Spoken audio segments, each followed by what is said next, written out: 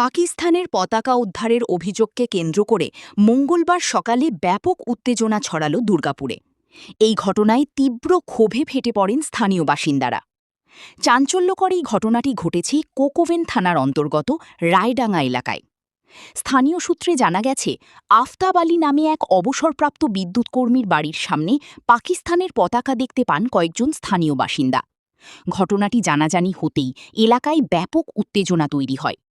খবর পেয়ে ইতিমধ্যেই ঘটনাস্থলে পৌঁছেছে পুলিশ। পুরো বিষয়টি খতিয়ে দেখা হচ্ছে। এই ধরনের খবরের প্রতিনিয়ত আপডেট পেতে ফ্ল্যাশ 24 ইন্ডিয়া চ্যানেলের সঙ্গেই যুক্ত থাকুন।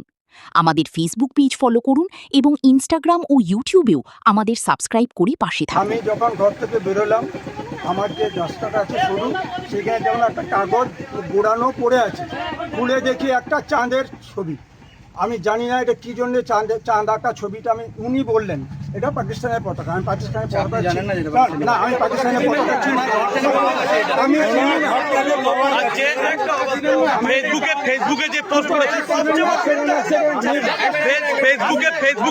করেছেন এদিকে কথা বলুন।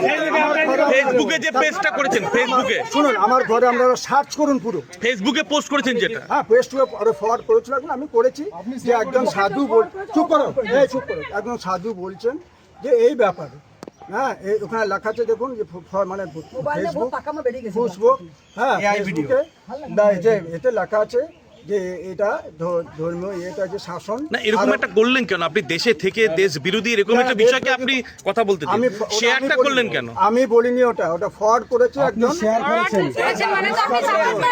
কথা বলছেন ওনাকে। হ্যাঁ, আপনি বলুন না শেয়ার করেছেন কেন, ওনাকে বলতে দিন। একজন ফরওয়ার্ড করেছে, আমি সেটা ফরওয়ার্ড করেছি এই ভেবে যে ইসলাম গ্রন্থে এই কথাগুলো আছে, উনি ফরওয়ার্ড করেছেন। আমার বলতে দিন, কেন মানবে? হ্যাঁ, আরো তো অনেক ধর্ম আছে, আমি সেটা বলি।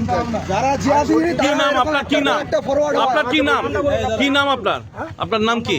আমার নাম আশরাফ উদ্দিন। কি করেন আপনি? আমি কিছুই করি না, আমার রিটায়ার। কোথায় কাজ করতেন? ইলেকট্রিসিটি করে।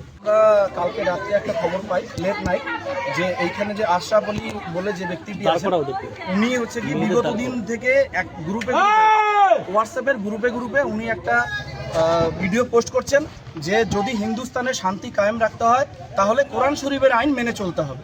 তো যেহেতু রাত হয়ে গেছিলো, আমরা ওই জন্য আসিনি।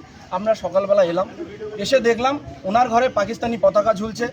আমরা সেটাকে যখন নামিয়ে ওনাকে দেখালাম, তো উনি দেখলাম হাতে মুড়িয়ে রেখেছে।